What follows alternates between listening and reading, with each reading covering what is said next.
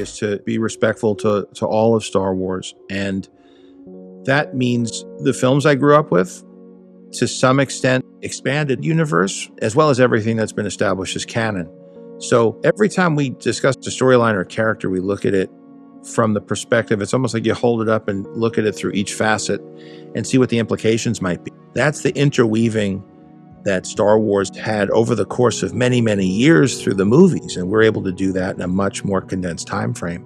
So bringing in Boba Fett and seeing the fans' reaction to it, and the fun that we had collaborating, that was the inspiration for us to go and talk to everyone at Disney Plus and Kathy and everyone at Lucasfilm about if there was a potential to explore this as a series.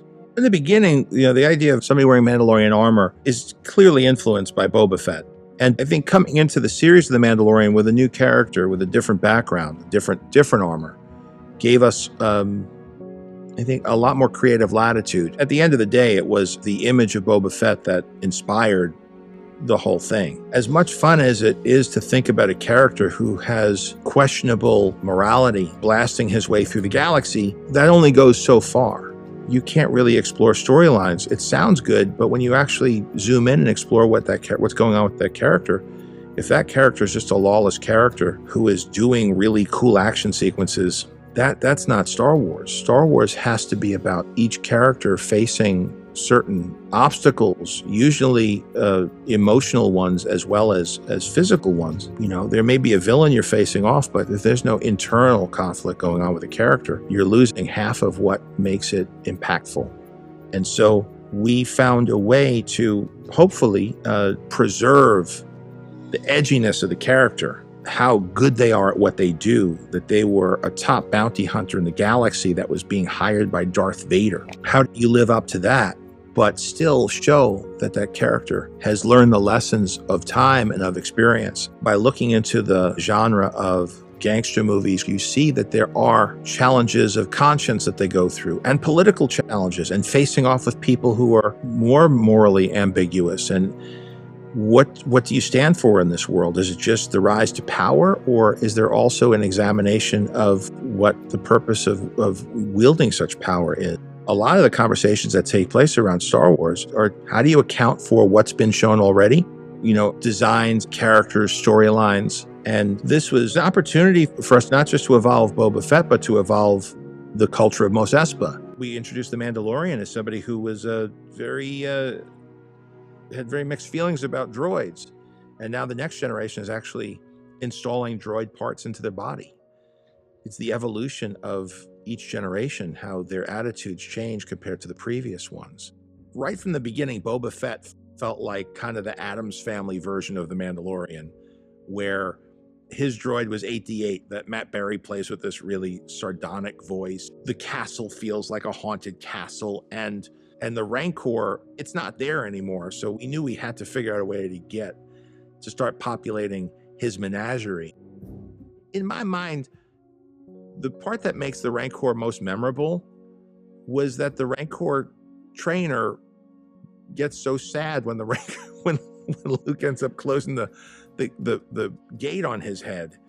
And Luke's fighting for his life. So you're cheering for him, and then you see this poor Rancor keeper just really sad, being reassured. I just found that really curious. Is it like dogs? The idea of bringing that dimension to it was really fun. And then, of course, I think the part that pulls it all together is you got the trainer. Having the book of Boba Fett come in the timeline and let everything settle, it allowed us to let some time pass, to take a breather and meet the Mandalorian after he'd taken his helmet off, and that the child was no longer in his life. That father-child relationship that had developed was no longer there. And so his life, I think, would lose some of its meaning.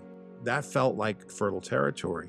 Exposition can always be a huge speed bump in the middle of the road. But in Star Wars, you're at the edge of your seat because you want to know more about the lore. I always point back to the scene where the lightsaber comes out and Obi-Wan Kenobi starts talking about the Clone Wars and Luke's father. To have the backstory of Mandalore show up now 3 seasons into our storytelling, because people are so curious about what was the purge. What was the Night of a Thousand Tears? The songs of eons past. And so we started to begin to show imagery. Now that imagery had to be evocative of what George and Dave created in Mandalore in the animated shows.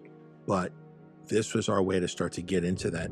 And now we're learning more about the covert and what the rules are and how much it hurts him to be a pariah because he broke the one rule that he understood he could never break.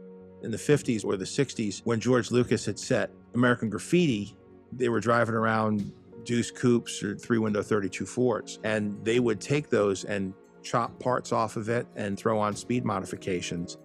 And so we want to keep that spirit alive. So the idea of creating an N1 Starfighter in a garage with a mechanic and building your own customized version of that, that's part of what Star Wars is about. Cad Bane was a character that came up in the Clone Wars that Dave was a big part of bringing to the world. The idea that the Rancor would be loose in Mos Espa with all the domes and the towers, and that you could get into like this kaiju scale battle like King Kong with this character that already kind of feels kind of stop motion or Harryhausen-ish anyway.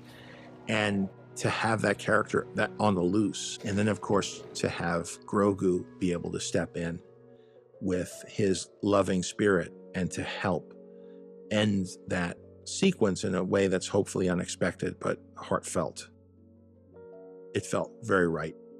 The nature of these storylines are baked into the cake when you're dealing with the hero's journey, because it's about becoming part of something larger than yourself. That's what heroism really is. Heroism is putting your own individual needs aside and making them subservient to something bigger than yourself. And that thing bigger than yourself could be, in the case of The Mandalorian in the first season, creating a family and being a father to this orphan child. Or in Boba Fett, it could mean after losing his tribe, creating a tribe or a community of his own with what he's learned. If you enjoyed this episode, and frankly, even if you didn't, don't forget to subscribe. Do it! And if you want to help spread the word, please give this video a thumbs up and tell your friends to subscribe. Please check out the official Star Wars Coffee merchandise, and don't forget to check out all of the content playlists on this channel, including The Rise of Skywalker, The Mandalorian, and much more.